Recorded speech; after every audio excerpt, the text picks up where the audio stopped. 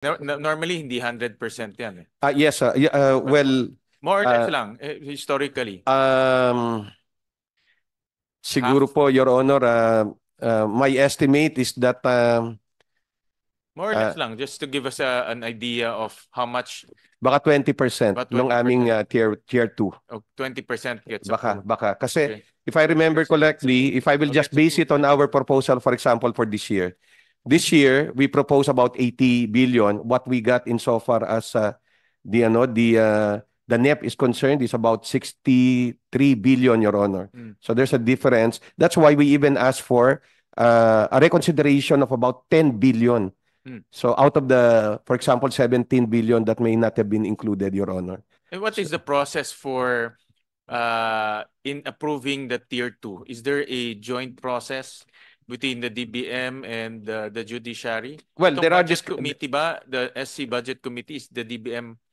part of that? there are discussions, Your Honor, and we that is the process that we of course uh, recognize and respect. So that Uh, it follows just like any other government agencies, it follows the process. it follows a process, Your Okay. Honor. It does. It does. No, the reason why I asked, Mr. Chairman, because in the bill, now that the bill proposes fiscal autonomy, meaning if the Supreme Court submits the budget proposal, I would assume that includes tier 1 and tier 2. Yes, Your Honor. When first we start with tier 1, and then we proceed to tier 2 after that. Okay. Yes, Your Honor. In this proposal, DBM cannot revise anymore. It goes straight to Congress. Yes, Your Honor. That is the proposal. So, for example, it will be Congress which is mandated in the first place to deal with our budget, Your Honor. Both tier 1 and tier 2. Yes, Your Honor. Yes. So, for example, in 2025, how much is your tier 1? I'm not really sure, Your Honor. I'm sorry insofar as the figures are concerned. Of course, the 17 billion that I was mentioning, by way of example, Your Honor, may not cover necessarily tier 2 only, but some tier 1 items as well. But nonetheless, insofar as what we have right now is concerned, Your Honor, then there's a big cut. But conceptually, this proposal proposes both tier 1 and tier 2 will be included part of the NEP. Straight to the part of the NEP. Part of the NEP only. Straight to Congress na. Yes, Your Honor. Congress will now have the power to yes, to reduce it. To reduce or to discuss whatever. Based on the revisions, if they have suggestions, Your Honor, but of course, bearing in mind that it cannot be lower than the previous year. Yes. But the reason why I asked, Mr. Chairman, because the effect of that is the entire tier 2 will now be proposed. No? Because right now, only 20% is included in the NEP. In tier 2 ang malaki, actually. Actually, in all agencies, tier 2 is the biggest. No? So 20% will be included. But now with this bill, the whole 100% now will be included, subject to the deliberations of Congress. My question to Attorney Brown, what will be the effect in the NEP? The NEP proposal? Because now you have the whole, assuming if they proposed 100 billion, traditionally they get 20 billion approved in tier 2. Now the whole 100 billion is included in the NEP. So what will be the effect in terms of the NEP? Mr. Chair, Senator Gatchalian, of course, it will affect other agencies. Since yung tier 2 po natin, it will depend on our fiscal space on how much we can spend po for yung pwede pa nating i-spend for the next year, for example. So, of course, other priority programs and projects of the government will be affected po. Since we have to accommodate the amount that will be coming from the judiciary po. In other words, because of this bill, they will take priority in the computation. I'm making it simple. In the computation of the entire NEP, they get priority. Tama?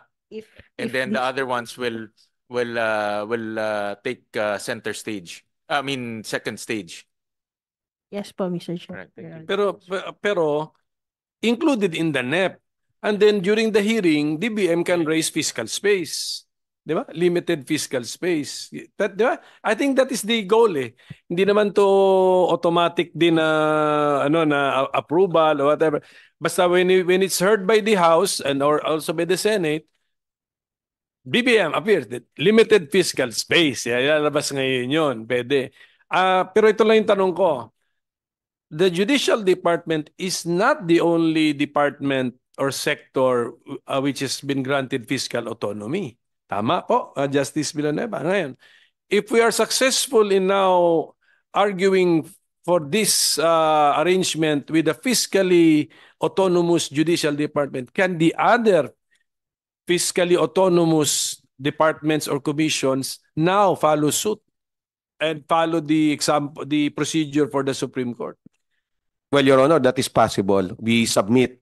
But I hope that our pleading is based on the fact that the judiciary is the third branch of government. What we're saying is that, yes, the others may still ask, but it will be subject to legislation nonetheless.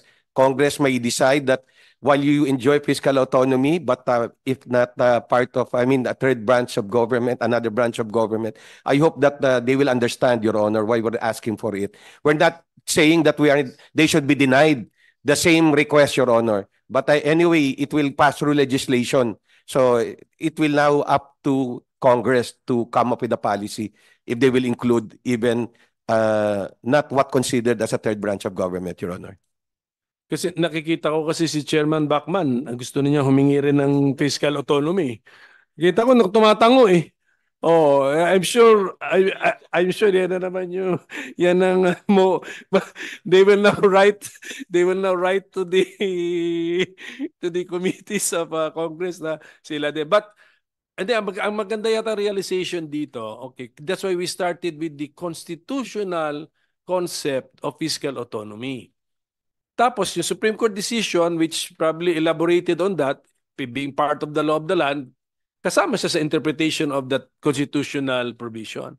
But what we're doing now is a statutory feature of fiscal autonomy. Pwede. Tama, di ba? Which, pwede natin sabihin, okay, may other fiscally autonomous entities, but since walang law specifically granting you this feature, you don't have it. So pwede, yeah, I think I can parang anong tawag, harmonize it in my mind,